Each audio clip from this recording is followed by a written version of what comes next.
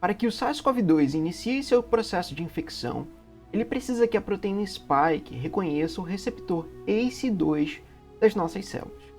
No entanto, somente essa ligação entre a proteína spike e o receptor ACE2 não é o suficiente para que o SARS-CoV-2 complete seu processo de infecção.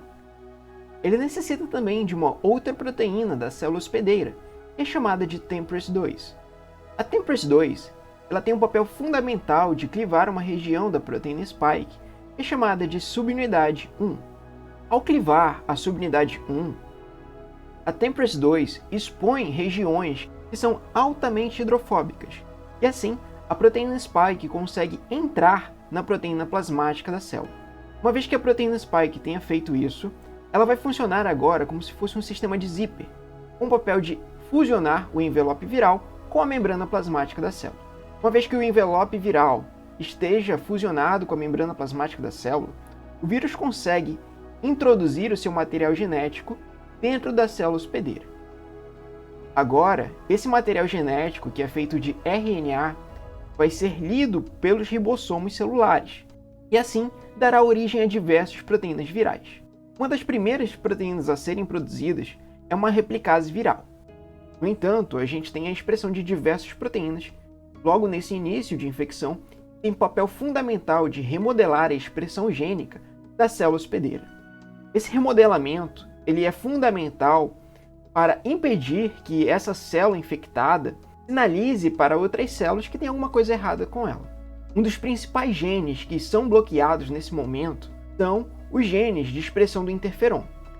Inclusive, existem diversos artigos recentes que estão mostrando a relação direta entre a baixa expressão do interferon e os casos graves de Covid-19. Uma vez que seja expressa, a replicase viral ela vai desempenhar o seu papel, que é replicar o material genético do vírus. Uma vez que sejam formadas mais partículas de material genético, os ribossomos darão origem às proteínas virais. No entanto, a maior parte das proteínas virais elas são produzidas fusionadas, e é necessário um processamento posterior. Então, é dentro do retículo endoplasmático que o vírus começa a ser montado. Então, a gente tem o início da montagem viral, mas o vírus ele vai terminar de ser montado em uma outra organela, que é chamada de complexo de Golgi. Para que a partícula viral seja completa, ela precisa que um material genético também seja inserido nela. Aliás, é essa informação genética que vai ter todos os dados necessários para a montagem de mais e mais partículas virais em uma outra célula. Então, uma vez que o vírus seja montado dentro do complexo de Golgi, ele vai sair através de vesículas por um processo que é chamado de exocitose. É importante salientar que antes da saída do vírus, ele precisa ser ativado por uma proteína celular chamada de furina. A furina ela faz uma espécie de pré-corte na proteína spike. E quanto maior a eficiência desse pré-corte, mais infeccioso vai ser o vírus. Inclusive, a nova variante Delta tem sequências para esse pré-corte muito mais eficientes que as cepas anteriores do coronavírus. E essas sequências mais específicas são fundamentais para que essa nova variante seja muito mais infecciosa do que as outras. Então, uma vez montado e uma vez que ele tenha recebido esse pré-corte, o vírus ele vai sair da célula através do mecanismo de exocitose. Estudos mais recentes também demonstram que o vírus ele pode utilizar os lisossomos para sair de dentro da célula, apesar da gente ainda não entender por que isso acontece.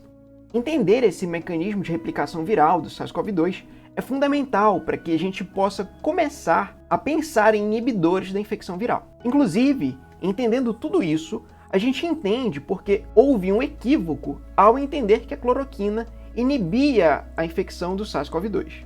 Isso aconteceu porque o primeiro estudo que dizia com clareza porque a cloroquina inibia a infecção viral do SARS-CoV-2 utilizou linhagem celular que é chamada de Vero. Essa linhagem celular Vero é derivada do rim do macaco verde. O que acontece é que essa linhagem celular não tem a TMPRSS2. E por isso, que quando o SARS-CoV-2 ia infectar essas células, ele entrava nessas células por um outro mecanismo, que é chamado de entrada por endocitose. Então, quando o vírus infectava essas células por endocitose e os cientistas aplicavam cloroquina, a cloroquina mudava as condições desses endossomos, que são essas vesículas aqui que vocês estão vendo. E ao mudar essas condições, dos endossomos, ele realmente inibia a infecção viral. No entanto, pessoal, quando esse outro grupo de cientistas tentou refazer o mesmo experimento, mas agora utilizando células humanas, a cloroquina não conseguiu inibir a infecção viral do SARS-CoV-2.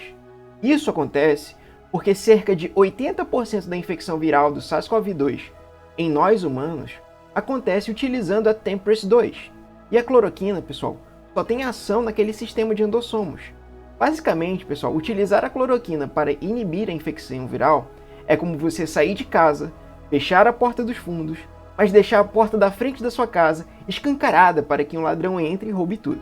Bem, pessoal, se você gostou do vídeo, não esquece de deixar o like aqui embaixo. Muito obrigado e até a próxima!